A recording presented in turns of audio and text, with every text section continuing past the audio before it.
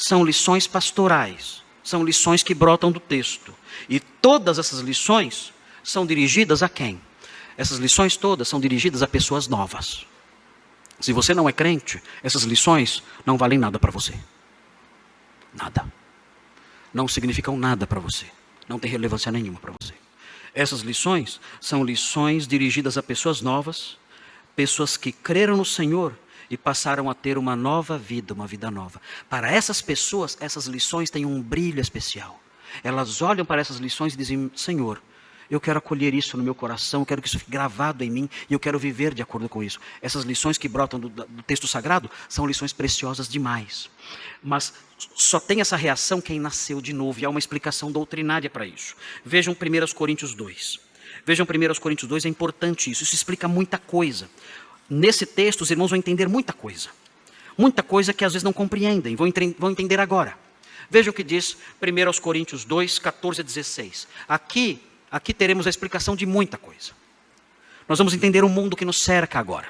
Se você não entende o mundo que cerca você, as pessoas com quem você mora que não são crentes, as pessoas com quem você trabalha e estuda que não são crentes, você vai entendê-las agora.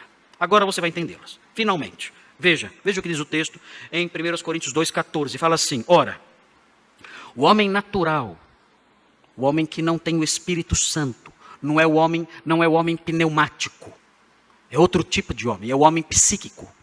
Esse homem, o homem natural, que não tem o entendimento espiritual, que não foi transformado por Cristo. Esse homem não aceita as coisas do Espírito de Deus. Ele não consegue aceitá-las. Por quê? Porque eles são loucura. Qualquer lição bíblica para esses homens é coisa de maluco.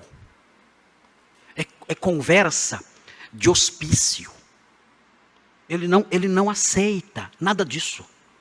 Se você expuser essas lições importantes para esse homem, mostrar essas verdades teológicas, vivenciais, que emanam da Bíblia, verdades santas para esse homem, ele não consegue entendê-las, não consegue aceitá-las, porque na cabeça dele, tudo isso é conversa de maluco.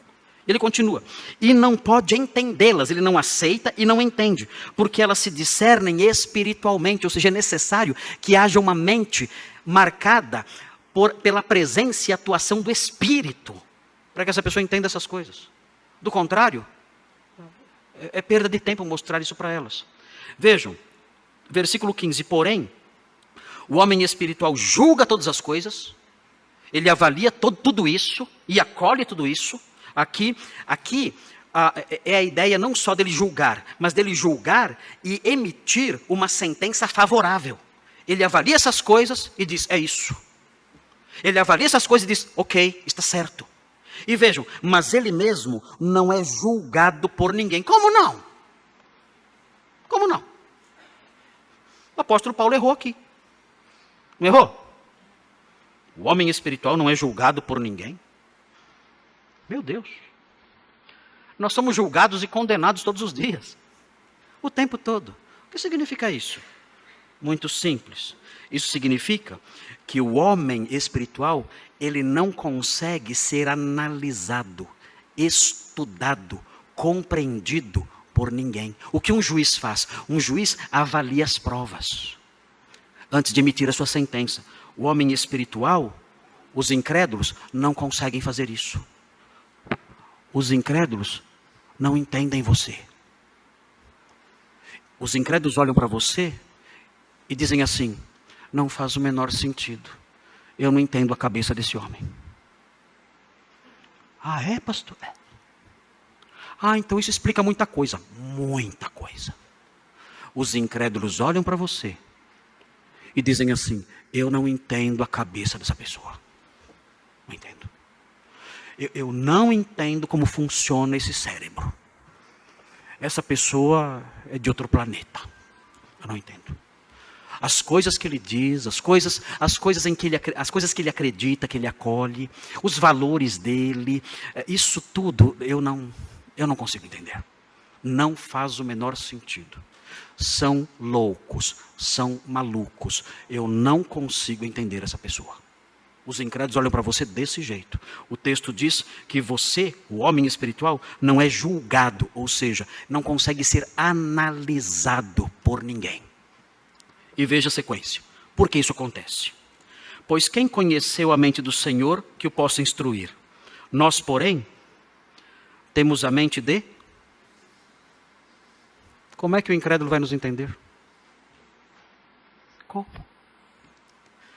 Como o incrédulo vai nos entender? É você tentar explicar a equação de segundo grau para uma minhoca.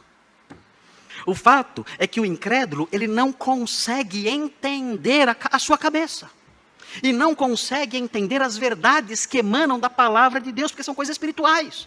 E ele sempre vai achar você um louco, e sempre vai achar essas coisas loucura. Sempre vai ser assim.